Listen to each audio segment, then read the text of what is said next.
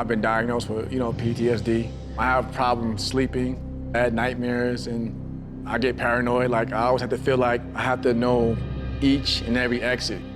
At one point in time, I just wanted to just throw away everything. I always took boxing as like therapy to me. It just helped me cope with a lot.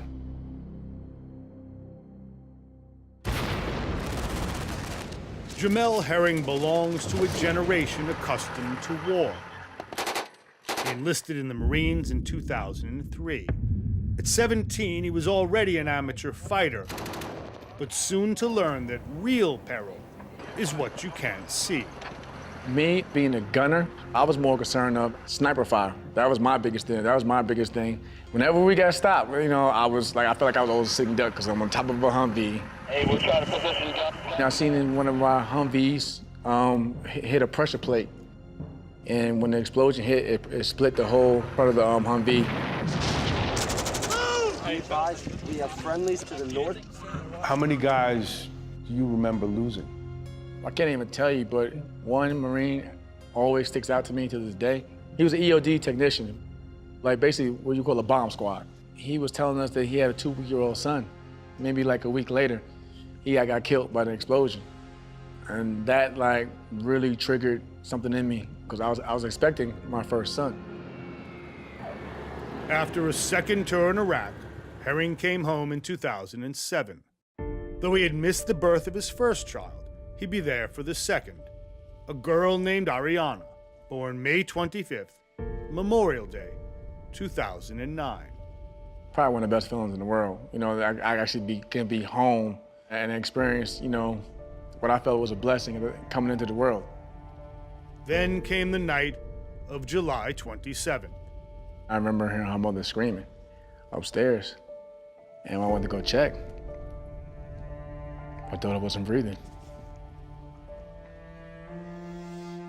She's not responding, she's not moving. I took my daughter out the crib. I let her forget. I laid her on the bed. I tried to give her CPR. I couldn't get nothing. What happened? She had passed away from SIDS. At that point in time, that's when I really wanted to give up on everything, including boxing. Eventually, it was Ariana who got him back in the gym. If not her voice, then her spirit. I remember me telling myself that my daughter wouldn't want me to see me like this. She wouldn't want to see her father be labeled as a quitter. So I just kept going. I want to thank God, and I want to thank my daughter who's above in heaven watching over me. What almost broke him as a man transformed him as a fighter. First an armed forces title, then a national championship. And on July 27, 2012, to open the London Olympics, he walked out as captain of the American boxing team.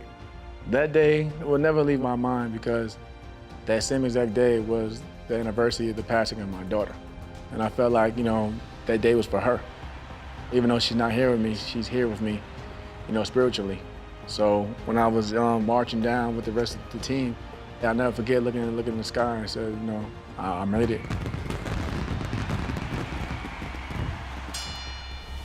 Now with a record of 19-2. Dominating effort by Herring. Jamel Herring is pitching a shutout. He's finally got his first title shot. And it comes on another anniversary. Not of death, but life. May 25th, the day Ariana would have turned 10.